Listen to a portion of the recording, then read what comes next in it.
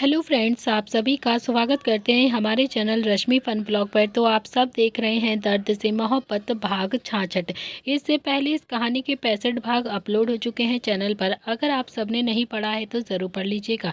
तो चलिए friend, start करते हैं अपनी आज की कहानी। अब तक आप सबने पढ़ा था रुद्र कभी भी झूठ नहीं बोलता था, और आज उसने किट्टू से इतना बड़ा झूठ बोल दिया था। उसे भी समझ में नहीं आ रहा था कि अगर उसने सच में शादी के वक्त उससे पूछ लिया कि उसके पापा कहाँ पर हैं तो फिर क्या होगा, वो किट्टू को क्या जवाब देगा। बस इसी सोच में रुद्र को बहुत ज्यादा घबराहट हो रही थी। तो वहीं नील को अब रुद्र की हालत पर बहुत ज्यादा तरस आ रहा था। वो खुद से ही धीरे से बोलता है कि यार, ये लड़का भी ना अगर वक्त पर अपने दिल की बात किट्टू से नहीं कहेगा ना, तो सच कहता हूँ बहुत ज्यादा रायता फैल जाएगा, और फिर ये खुद अकेले उस रायते को समेट भी नहीं पाएगा।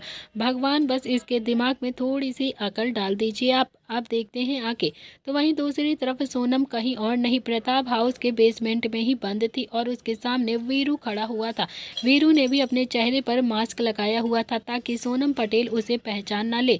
तो वहीं सोनम के मुंह पर टेप लगी हुई थी। इस वक्त वो बहुत ही ज्यादा गुस्से से झटपटा रही थी। वो कुर्सी पर बंधी हुई थी।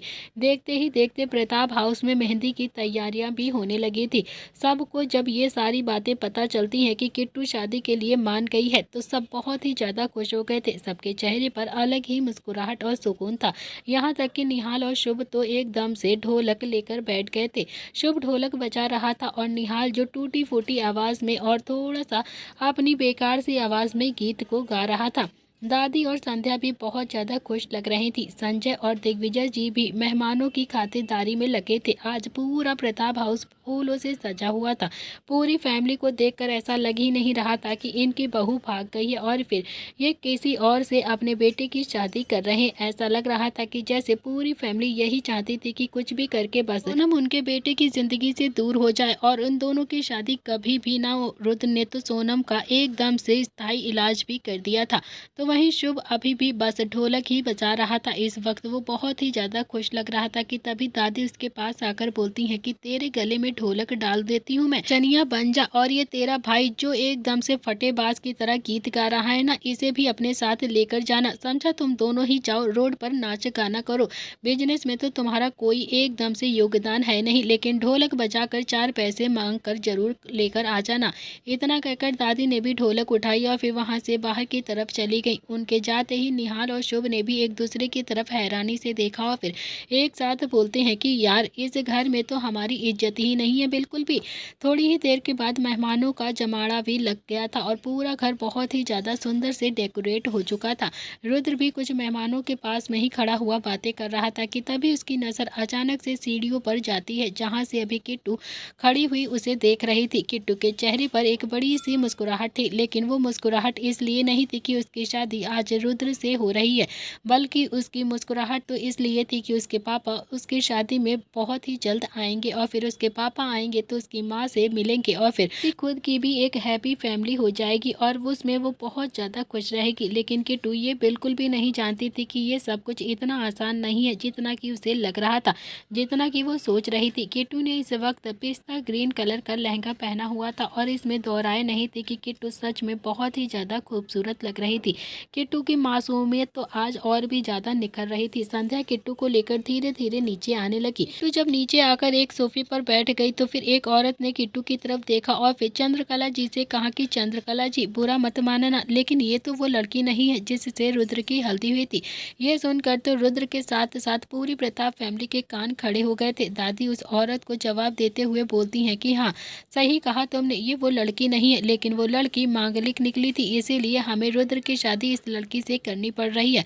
हम उस लड़की से अपने रुद्र की शादी नहीं कर रहे। वो औरत भी अब चंद्रकला जी की बात सुनकर एकदम से चुप हो गई थी, लेकिन अगले ही पल वो किट्टू के पास आ गई और फिर उसके गाल पर हाथ लगाकर बहुत ही प्यार से बोलती है कि एक बात कहूँ चंद्रकला जी, सोनम तो ज्यादा खूबसूरत नहीं थी, मेकअप में भी एकदम से लिपटी रहती थी वो, लेकिन इसे देखो ना, ये तो सच में बहुत ज्यादा प्यारी है, बहुत ज्यादा खूबसूरत है। किसकी बेटी है ये सुनकर तो किट्टू एकदम से चुप हो गई थी, और फिर उसका का चेहरा एकदम से मुरझा गया था। वहीं प्रताप फैमिली भी एकदम से सोच में पड़ गई थी, वो उसको क्या जवाब दे। और तभी रुद्र बोलता है कि ये कात्यायनी पुरोहित है, मिस्टर नरेन पुरोहित की बेटी। ये सुनकर तो वो औरत अब रुद्र की तरफ हैरानी से देखकर बोलती है कि कौन मिस्टर नरेन पुरोहित? वो जो मुंबई के फेमस बिजनेसमैन है वो? तो रुद्र ने भी हल्की सी हाँ में अपनी गर्दन हिलाई। तो वो औरत एकदम से बोलती है कि लेकिन उनका तो तलाक हो गया था ना। ये सुनकर तो अब प्रताप फैमिली एक बार फिर से शांत हो गई थी और सब के शब्द अपने मुंह में ही रह गए थे। सारे मेहमान उस औरत की तरफ ही देखे जा रहे थे कि तभी दादी ने उस औरत की तरफ देखा और कहा कि तुम्हें किसने कहा कि उनका तलाक हो गया था? वो औरत बोलती है कि देखिए चंद्रकला जी, मैं ज़्यादा तो नहीं जानती हूँ उनके बारे में, लेकिन मैंने ये सुना था कि मिस्टर नरेन पुरोहित ने जिससे शादी करी थी उसे तलाक दे दिया था और फिर शायद तब तक तो ये बच्ची भी पैदा नहीं हुई थी। ये सुनकर तो एक बार फिर प्रताप फैमिली एक दूसरे की शक्ल हैरानी से देखने लगी थी और अब किसी को भी कुछ समझ में नहीं आ रहा था कि वो क्या जवाब दे। तो वहीं नील रुद्र की तरफ ही देख रहा था और रुद्र जो नील की तरफ देख रहा था, शुभ भी मन ही मन खुद से बोलता है कि यार ये आंटी भी ना कुछ ज़्यादा ही नरेन पुरोहित के बारे में जानती हैं, कहीं ऐसा तो नहीं है कि ये उन्हें लाइन मारती हो। शुभ ने अभी मन ही मन ये बात सोची थी और फिर उसके दिमाग में एक और आइडिया आ जाता है। वो भी अब जल्दी से उन आंटी के पास गया और फिर एक ही झटके में बोलता है कि अरे आंटी, आपको नरेन पुरोहित के बारे में इतनी सारी बातें कैसे पता है? बताइए ना। अरे बताइए ना, आप उनके बारे में इतना ज़्यादा कैसे जानती हैं? इतना कहकर उसने भी अब अपना कंधा उस औरत के कंधे पर हल्के से मार दिया। तो वो औरत भी एकदम से शर्मा जाती है और वो औरत बोलती है कि शुभ, तुम भी ना कैसी बातें कर रहे हो, पता क्यों नहीं होगा? अरे नरेन पुरोहित बिजनेसमैन है, फेमस बिजनेसमैन, वो भी मुंबई के। पता भी है तुम्हें? मुंबई में रहते हैं वो।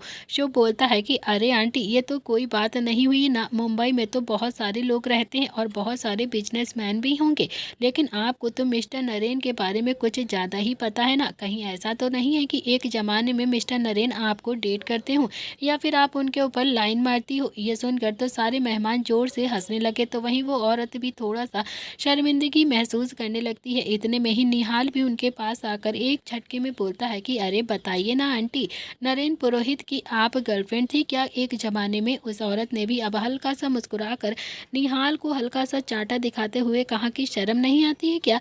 तुम्हारी माँ की उम्र की हूँ मैं, मुझसे ऐसी बातें करोगे तुम? निहाल बोलता है कि अरे नहीं नहीं, हम आपसे ऐसी बातें कहाँ कर रहे हैं आंटी, हम दोनों ही भाई तो बस ऐसे ही जानना चाहते हैं कि आप मिस्टर नरेन पुरोहित को कैसे जानती हो और उनके बारे में इतनी सारी बातें आपको कैसे पता है? अब वो औरत कुछ भी नहीं बोलती है। उसने भी संध्या की तरफ देखा तो संध्या ने भी अपने दोनों ही बेटे को डांटते हुए थोड़ा सा गुस्से से कहा कि बस बहुत हो गया है, अब मेहंदी की रस्म करने दो, जाओ यहाँ से चुपचाप दोनों के दोनों। लेकिन दोनों ही मानने वाले नहीं थे और ना ही उन दोनों को उस औरत पर जरा सा भी ट्रस्ट हो रहा था।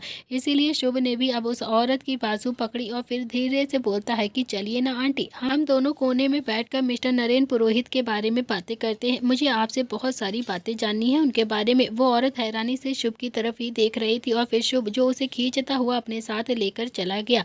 अब जाकर रुद्र ने एक गहरी सांस ली थी, लेकिन किट्टू का चेहरा अब एकदम से उतर चुका था। और तभी संध्या ने भी रुद्र की तरफ देखकर बहुत ही प्यार से कहा कि रुद्र आओ, किट्टू के पास आकर बैठो, दोनों ही अब थोड़ी थोड़ी सी मेहंदी लगवा लो, उसके बाद किट्टू मेहंदी लगवा लेगी। रुद्र भी आकर बहुत ही प्यार से किट्टू के पास में ही बैठ गया था और फिर बहुत ही प्यार से धीरे से बोलता है कि क्या हुआ है तुम्हें, इतनी ज़्यादा उदास क्यों हो तुम किट्टू? किट्टू धीरे से बोलती है कि पापा सच में आएंगे ना शादी में? रुद्र कुछ देर तक तो अब किट्टू के मायूस चेहरे को ही देखता रहता है और एक बार फिर से रुद्र गिल्टी में चला गया था।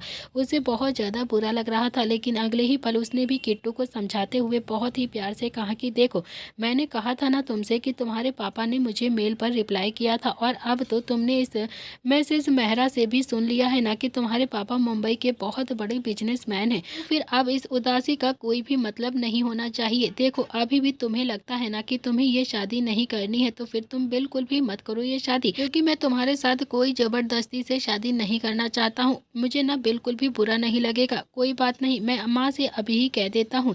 इतना कहकर रुद्र ने भी संध्या की तरफ देखा और कहा कि माँ, वो अभी इससे आगे कुछ और बोल पाता उससे पहले ही किट्टू ने रुद्र के हाथ पर जल्दी से अपना हाथ रख दिया और फिर रुद्र के तो पीछे एकदम से सितारे बजने लगे थे।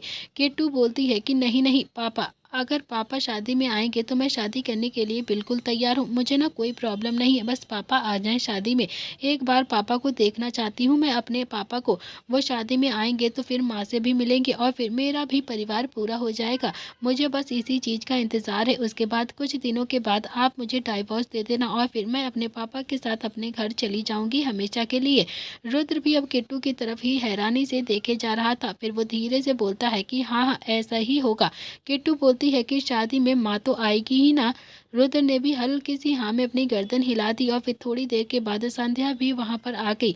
उसने रुद्र का हाथ पकड़ा और फिर उसकी हथेली पर एक कीप रखी और फिर रुद्र ने कहा कि माँ किट्टू लिख दो। संध्या हैरानी से रुद्र की तरफ ही देखे जा रही थी कि तभी रुद्र बोलता है कि अरे माँ ऐसे क्यों देख रही हो आप मुझे। माँ दूल्हा भी तो अपने हाथ में अपनी दुल्हन का नाम लिखवाता है ना, तो फिर इसमें पूरा क्या कह दिया जो आप मुझे इतना आंखें फाड़ कर देख रही हैं। तो संध्या ने भी बस हल्की सी हाँ में अपनी गर्दन हिला दी और फिर रुद्र को हैरानी से देखने लगती है। रुद्र के चेहरे पर इस वक्त हल्की सी मुस्कुराहट थी और काफी ज्यादा सुकून भी। बेशक से वो बेचैन था दिल ही दिल, लेकिन कहीं ना कहीं खुश भी बहुत ज्यादा हो रहा था कि उसकी शादी किट्टू से हो रही है।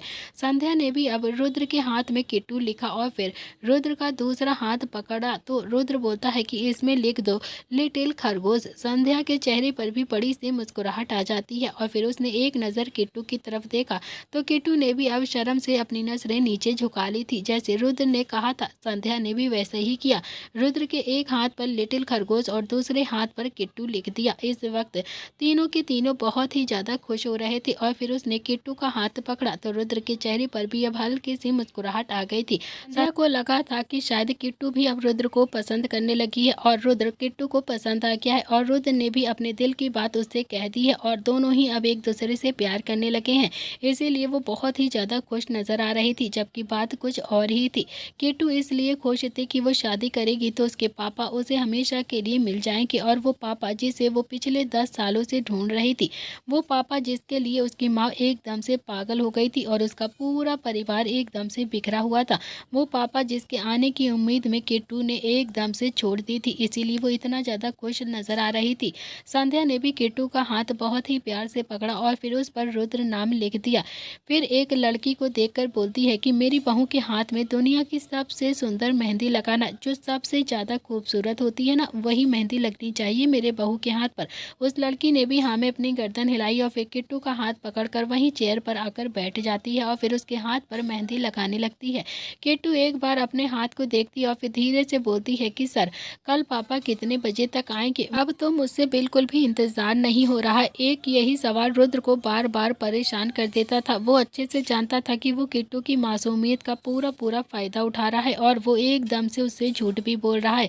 फिर भी वो प्यार से बोलता है कि किट्टू मैं तुम्हें किसी धोखे में नहीं रखना चाहता हूँ, पहले भी कहा था और अभी भी कह रहा हूँ। मिस्टर नरेन पुरोहित ने मुझे सिर्फ मेल करके ही जवाब दिया था कि वो मेरी शादी में जरूर आएंगे। अब वो किस वक्त आएंगे, आएंगे भी या फिर नहीं आएंगे मुझे ये नहीं पता है, मुझे कुछ भी उनके बारे में नहीं पता है। किट्टू किट्टू बोलती है कि अच्छा ठीक है कोई बात नहीं, पापा बस आ जाएं शादी में। कुछ सोचकर रुद्र बोलता है कि तुम अपने पापा को पहचान लोगी क्या। किट्टू बोलती है कि हाँ बिल्कुल पहचान लूंगी मैं अपने पापा को। रुद्र ने कहा कि कैसे, तो किट्टू बोलती है कि वो मेरे पापा की फोटो है मेरे पास। रुद्र बोलता है लेकिन वो तो अब बहुत ज्यादा पुरानी हो गई होगी ना, तुम्हारे पापा तो अब तक बुढ़े भी हो गए होंगे, तो तुम अपने बूढ़े पापा को कैसे पहचान लोगी। ये सुनकर तो किट्टू अब थोड़ा सा गुस्से में रुद्र की तरफ घूर कर देखने लगती है और फिर थोड़ा सा नाराजगी भरी आवाज में गुस्से से बोलती है कि मेरे पापा बूढ़े नहीं है, समझे आप, मेरे पापा बहुत ज्यादा अच्छे हैं, बहुत ज्यादा। मेरे पापा एकदम से अक्षय कुमार जैसे होंगे, बल्कि मेरे पापा तो अक्षय कुमार से भी ज्यादा छोटे होंगे। इतना कहकर वो फिर से अपनी मेहंदी की तरफ देखने लगती है। रुद्र को अब थोड़ी सी बेचैनी भी हो गई थी और थोड़ी सी घबराहट भी। कुछ देर तक तो रुद्र अब किट्टू के पास में बैठा हुआ उसे देखता रहता है। फिर उसने ये महसूस किया कि उसकी मेहंदी एकदम से सूख गई है। उसने भी अब अपना हाथ झाड़ कर साफ कर लिया था और फिर उठकर एक तरफ चला गया। उसने एक वेटर को अपने पास बुलाया और फिर उसकी ट्रे में से एक ड्रिंक का ग्लास उठा लिया और तभी नील उसके पास आकर प्यार से बोलता है कि क्या हुआ है मेरे भाई। रुद्र बोलता है कि बहुत ज्यादा बेचैनी हो रही है, जब उसे पता चलेगा कि ये सब कुछ मैंने उससे सिर्फ शादी करने के लिए कहा है तो फिर मेरे बारे में क्या सोचेगी, तब पता नहीं वो क्या करेगी, उसकी नजर में तो मैं पूरी तरह से गिर जाऊंगा। नील ने भी रुद्र की तरफ देखा और कहा कि कुछ भी नहीं करेगी, तूने इस लायक छोड़ा ही कहा है उसे कि वो कुछ भी कर लेगी। वैसे तो तू एक बात बता मुझे, जब तू उससे प्यार करता है तो फिर उसे पसंद भी करता है, तो यहाँ तक कि अब तू उससे शादी भी कर रहा है, तो फिर अपने दिल की बात बताने में तुझे प्रॉब्लम क्या है? तू उसे अपने दिल की बात बता क्यों नहीं देता है? बता क्यों नहीं देता है कि तू उससे बहुत ज़्यादा प्यार करता है? रुद्र ने एक नज़र नील की तरफ घूर कर देखा और फिर ड्रिंक में से एक घूंट लेकर बोला कि मुझे इस बारे में बात नहीं करनी है तुझसे अभी। अच्छा, और कब तक बात नहीं करेगा तू? कब तक तू अपने दिल की बात को ऐसे ही छुपाता रहेगा सबसे? तू अपने लिए प्रॉब्लम खुद ही खड़ी करता जा रहा है, समझा तू? मैं तुझे अभी भी कह रहा हूँ रुद्र, प्लीज़ अपने दिल की बात किट्टू को जाकर बता दे, वरना बहुत ज़्यादा देर हो जाएगी, बहुत ज़्यादा पछताएगा तू। नील की बात सुनकर तो रुद्र ने भी बस हल्की सी हाँ में अपनी गर्दन हिला दी और फिर हाथ में पकड़ी हुई पूरी ड्रिंक खत्म कर दी एक ही बार में और फिर से जाकर किट्टू के पास में ही बैठ गया। तब तक किट्टू के एक हाथ में पूरी तरह से मेहंदी लग चुकी थी और उसमें दो राय नहीं थी कि वो सच में बहुत ही ज़्यादा खूबसूरत मेहंदी थी। इस वक्त किट्टू का हाथ बहुत ज़्यादा सुंदर लग रहा था। इधर दूसरी तरफ नील की नज़र दरवाजे पर ही टिकी हुई थी। उसने भी अवनी को आज शादी में इन्वाइट किया था, लेकिन अवनी अभी तक नहीं आई थी। नील खुद से ही बड़बड़ाता हुआ बोलता है कि यार कमाल की लड़की है, ये भी ना हल्दी में भी नहीं आई थी और अब तक इसका कुछ भी अता पता नहीं। ये खुद को समझती क्या है? गाड़ी भेज रहा था मैं, उसे भी मना कर दिया इसने। इतना कहकर नील ने भी अब टाइम की तरफ देखा तो रात के 8 बज चुके थे। नील को अब बहुत ज़्यादा बेचैनी भी हो रही थी। जितनी बेचैनी अभी नील को हो रही थी उससे कहीं ज़्यादा बेचैनी तो अभी निहाल को हो रही थी। उसकी नज़र भी अभी मेन गेट पर ही टिकी हुई थी और तभी जेब में अपने हाथ डालकर नील के पास आ जाता है। उसे देखता है तो फिर नील ने भी ना में अपनी गर्दन हिला दी थी। नील ने तो इशारों में ही उससे पूछ भी लिया था कि क्या नव्या आएगी, तो नील का इशारा समझकर निहाल ने भी अपने दोनों ही कंधे उचका दिए, जैसे कहना चाहता हो कि पता नहीं भाई वो आएगी या फिर नहीं। तभी नव्या और अवनी दोनों ही एक साथ प्रताप हाउस के अंदर एंटर होती हैं। उन दोनों को देखकर तो नील और निहाल दोनों ही के चेहरे पर बड़ी सी मुस्कुराहट आ गई थी और दिल में एकदम से गिटार बजने लगा था। अवनी नील के पास गई और उसके हाथ में एक गिफ्ट बॉक्स था। उसने भी नील की तरफ बढ़ाते हुए बहुत ही प्यार से कहा कि ये मैं किट्टू के लिए लेकर आई हूँ। नील बोलता है कि जरूरत नहीं थी इसकी तुम्हें, तुम आ गई यही बहुत बड़ी बात है हम लोगों के लिए। अवनी ने भी अब हल्का सा मुस्कुराकर नील की तरफ देखा और कहा कि ये तुम अपने दिल की बात बता रहे हो, लेकिन मैं आई हूँ तो फिर कुछ तो लेकर आना ही चाहिए था मुझे।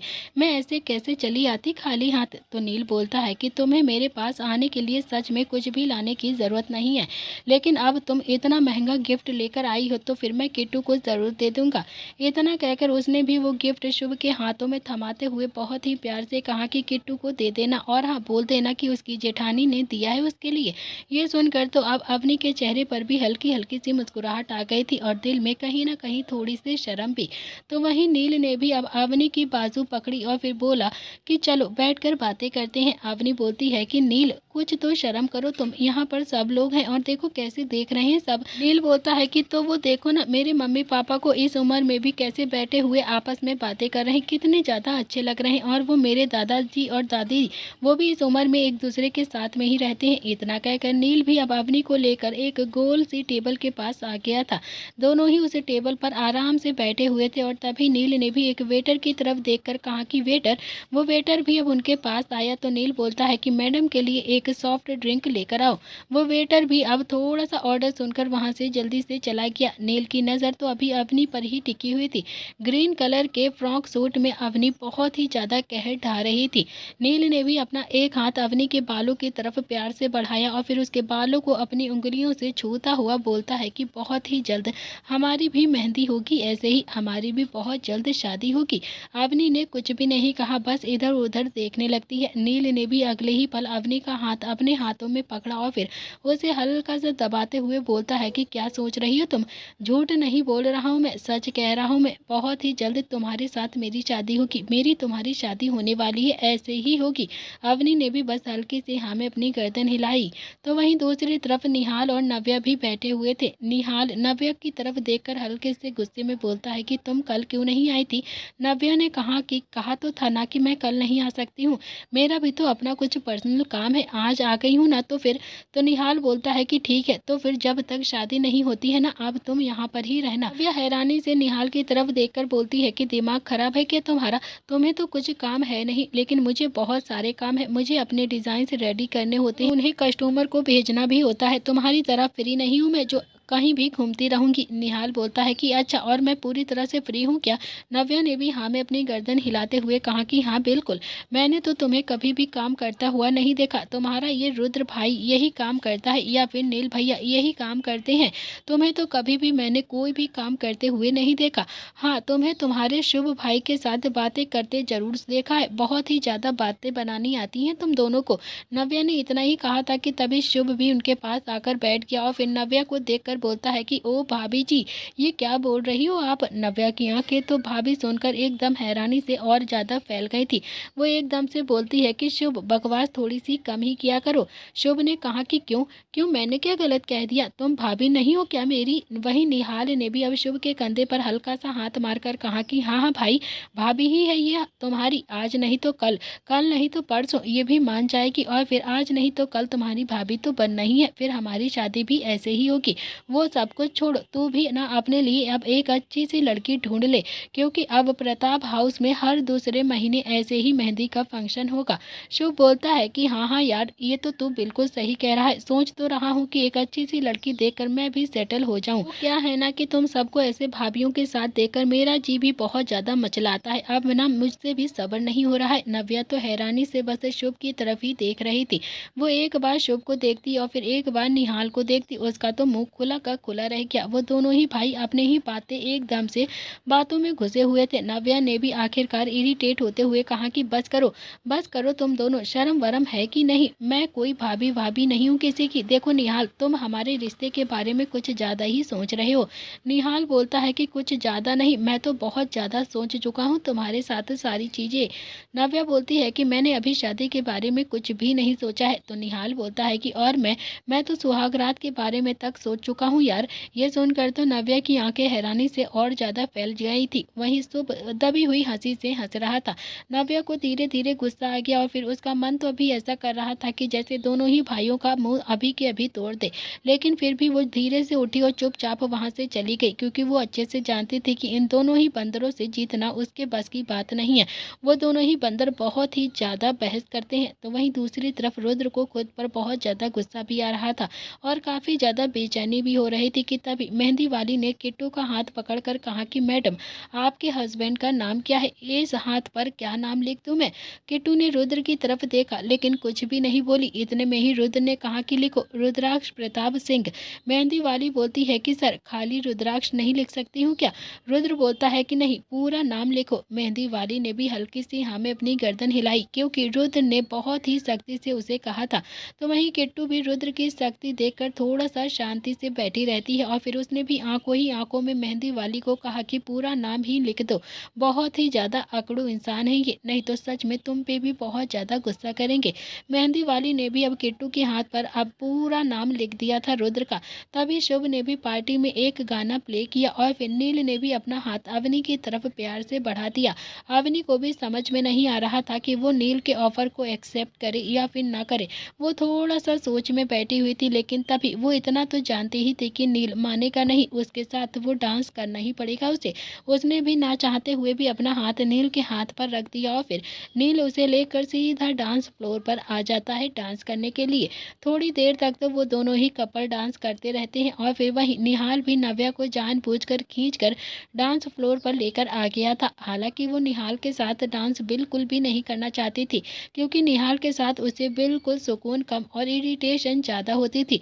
निहाल किसी बात को लेकर सीरियस ही नहीं होता था और जब देखो बस नव्या की मजाक बनाता रहता था।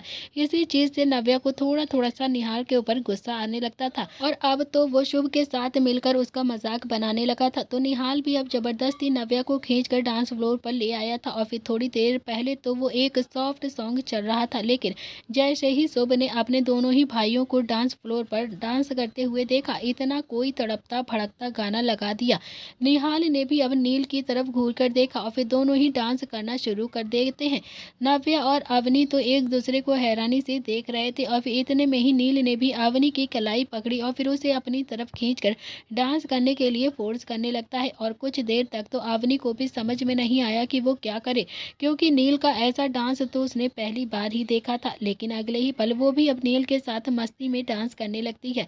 शुभ ने भी अब उन सब को ज्वाइन कर लिया था और वो पांचों ही बहुत ही ज्यादा मस्ती से डांस कर रहे थे। पांचों ही पूरी पूरी तरह से एकदम से मचल रहे थे और धमाल दिखा रहे थे। संध्या और संजय दोनों ही अब अपने बच्चों को ऐसे खुश होता हुआ देख रहे थे। दोनों के चेहरे पर भी बड़ी सी मुस्कुराहट आ चुकी थी। थोड़ी ही देर में शुभ भी रुद्र के पास आया और फिर उससे थोड़ा सा दूरी बनाए रखते हुए बोला कि डांस करोगे या फिर बस देखोगे ही। रुद्र ने कहा कि मेरा मन नहीं है, तुम सब जाओ और डांस करो। शुभ ने भी अब किट्टू की तरफ देखा तो किट्टू ने भी ना में अपनी गर्दन हिला दी। और तभी मेहंदी वाली बोलती है कि मैम आप चाहो तो डांस कर सकती हो, कोई प्रॉब्लम नहीं होगी मेहंदी में, क्योंकि मेहंदी कंप्लीट हो चुकी है। और तभी संध्या ने कहा कि नहीं नहीं, अभी पैरों में भी तो लगनी है ना मेहंदी। मेहंदी वाली बोलती है कि मैम पैरों में थोड़ी देर में लगा दूंगी, अभी नहीं, क्योंकि एक्चुअली थोड़ा सा थक गई हूँ मैं। संध्या बोलती है कि अच्छा ठीक है, तुम ना थोड़ा सा रेस्ट कर लो बेटा, उसके बाद पैरों में भी लगा देना। इतना कहकर उसने भी वेटर की तरफ देखा और बोला कि वेटर इनके लिए कुछ लेकर आइए।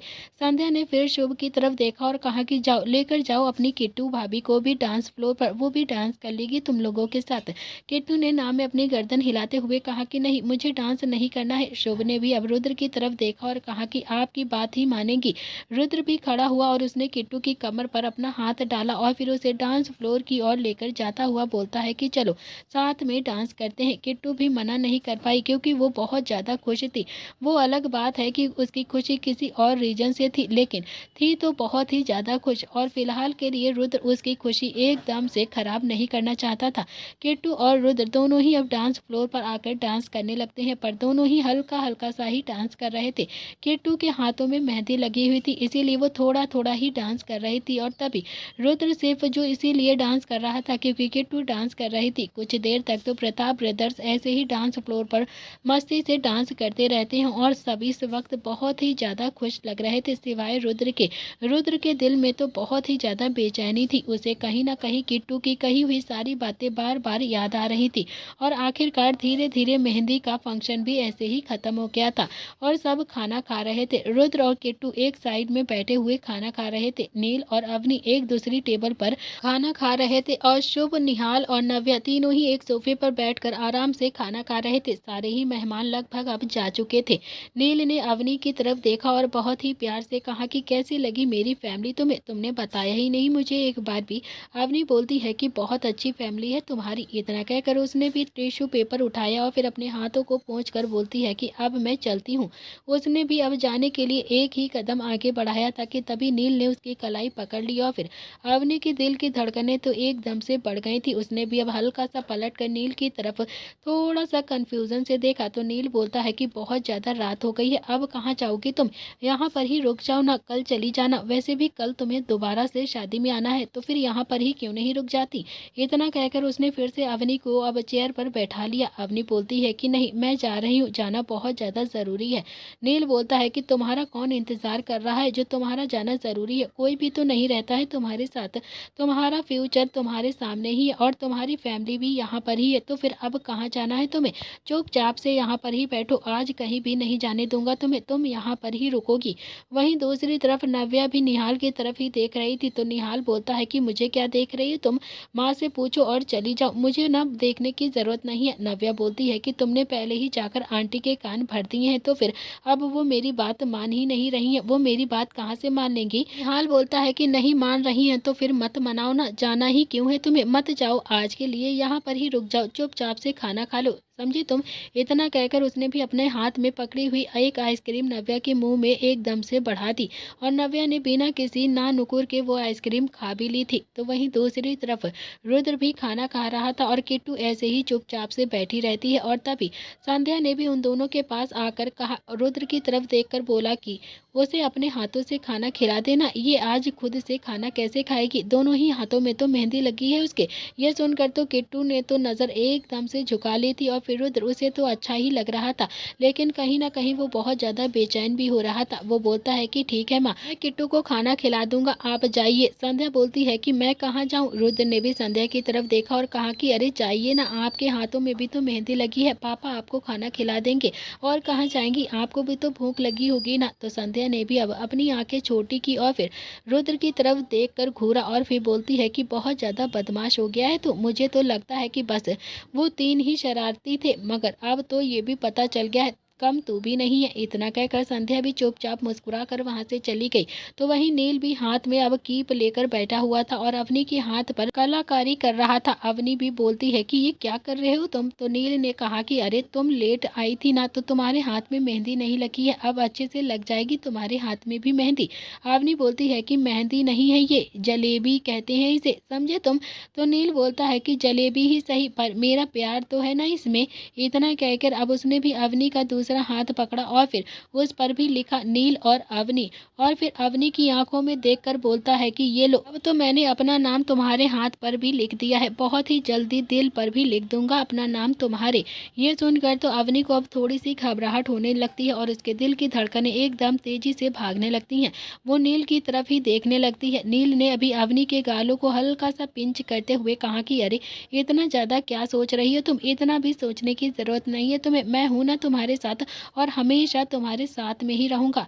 तो वहीं दूसरी तरफ नव्या भी अपने हाथ बार बार खींच रही थी, लेकिन निहाल जो उसे कस कर पकड़ कर खड़ा हुआ था और शुभ जो कीप लेकर खड़ा हुआ था। नव्या थोड़ा सा गुस्से में इरिटेट होकर चिल्लाकर बोलती है कि मैंने कहा ना कि मुझे कोई मेहंदी वेहंदी नहीं लगवानी है, कोई भी मेरे हाथ पर मेहंदी नहीं लगाएगा, समझे तुम दोनों? निहाल बोलता है कि अरे ऐसे कैसे नहीं लगवानी है, तुम मेरी गर्लफ्रेंड हो और नाम तो तुम्हें मेरा लिखवाना ही पड़ेगा, मेरा नाम तुम्हारे हाथों पर जरूर लिख जाएगा। इतना कहकर उसने भी शुभ की तरफ देखा और बोला कि मैं हाथ पकड़ता हूँ, तू कीप से मेरा नाम लिख दे इसके हाथ पर। शुभ बोलता है कि यार ऐसे खींचा तानी में मैं थोड़ी ना नाम लिख पाऊंगा, मैं नहीं लिख पाऊंगा तेरा नाम इसके हाथ पर, मैं कोई मेहंदी वाला थोड़ी ना हूँ, 2 मिनट में नाम लिख दूंगा। मुझे तो प्रॉपर स्पेस चाहिए होगा, प्रॉपर जगह चाहिए होगी, टाइम चाहिए होगा, तब जाकर तेरा नाम लिख पाऊंगा मैं। और जिस हिसाब से ये अपना हाथ बार बार खींच रही है ना, मुझे तो नहीं लगता है कि ये अपने हाथ पर तेरा नाम कभी भी लिखवाएगी। नव्या ने थोड़ा सा गुस्से में शुभ की तरफ घूर कर देखा और कहा कि तू जा रहा है या फिर मैं तेरी शिकायत जाकर करूं अभी मम्मी पापा से? शुभ बोलता है कि तू मुझसे इतना ज़्यादा लड़ती क्यों है यार? जब तू शादी करके इस घर में आ जाएगी ना, तब भी मुझसे इतना ही ज़्यादा लड़ेगी क्या?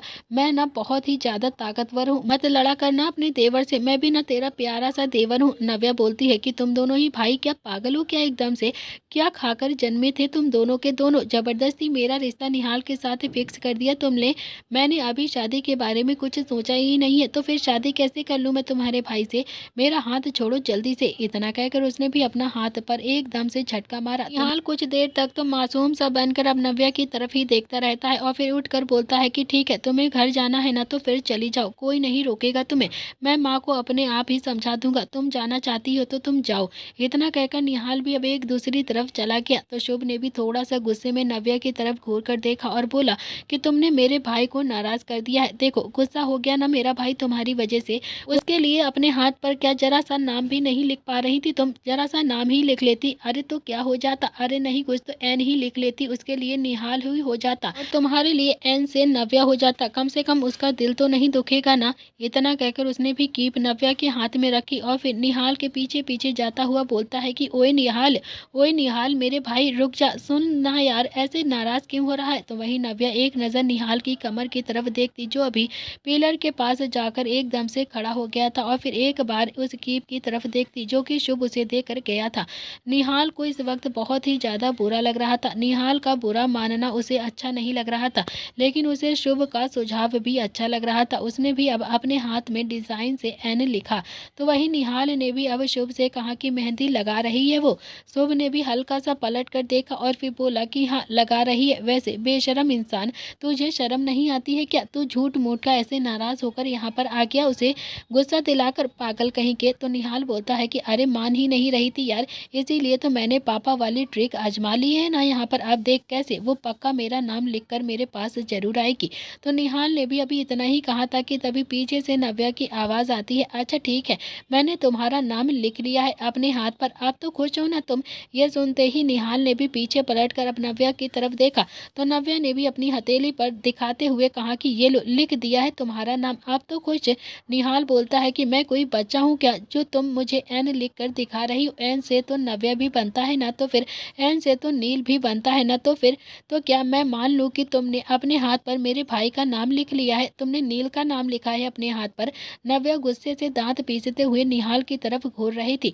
फिर उसने एक नज़र शुभ की तरफ देखा तो शुभ भी अब इधर उधर देखने लगता है, क्योंकि ये एडवाइस तो शुभ ही देकर आया था नव्या को। तो दोस्तों, इसी के साथ इस कहानी का आज का एपिसोड यहाँ पर समाप्त होता है। कैसा लगा आज का एपिसोड प्लीज़ कमेंट में ज़रूर बताइएगा। क्या करेगा रुद्र जब किट्टू और नरेन होंगे आमने सामने? क्या नरेन अपना पाएगा किट्टू को, और आगे कहानी में क्या होगा? प्लीज़ देखने के लिए ना भूलिएगा इसका next episode. Thank you friends.